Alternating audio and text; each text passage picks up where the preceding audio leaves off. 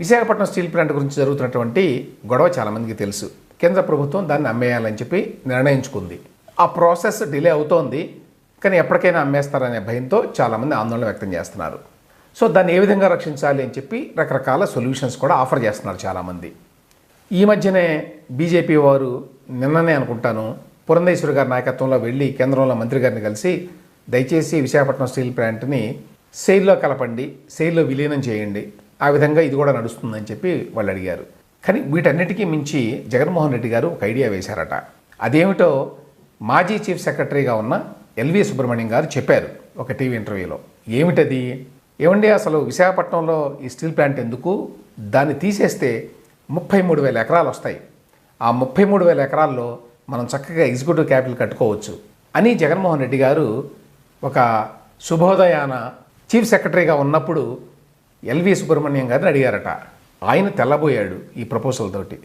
ఏమండి స్టీల్ ప్లాంట్ని ఎట్లా తొలగిస్తారు, అందులో ఆ భూమిలో మళ్ళీ ఎగ్జిక్యూటివ్ క్యాపిటల్ కట్టడం ఏంటి, ఇది జరిగే పనేనా, ఇది ప్రజలు సహిస్తారా, దీన్ని ప్రజలు ఆమోదిస్తారా దీన్ని అని అడిగితే ఆ స్పందన జగన్మోహన్ రెడ్డి గారికి ఏమాత్రం నచ్చలేదట. అదేంటంటే మీరు ప్రతిదానికి కూడా నెగిటివ్గా మాట్లాడతారు, నాతోటి ఎందుకు సాధ్యం కాదు అని అన్నట. దీని మీద చాలామంది ఆశ్చర్యపోతున్నారు. జగన్మోహన్ రెడ్డి ఈ రకమైన ఆలోచన చేయడం ఏంటి?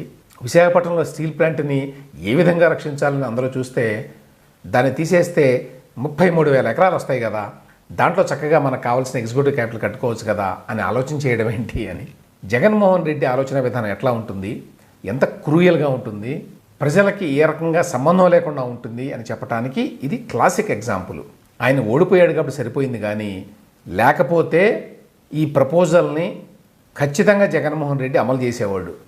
ఈ కేంద్ర ప్రభుత్వంతో మాట్లాడి చక్కగా దీన్ని మూసేయండి, ఆ ఎక్విప్మెంట్ అంతా కూడా స్క్రాప్ కింద అమ్మేసేయండి, అక్కడున్న భూమిని నాకు ఇచ్చేయండి 33,000 ఎకరాలు.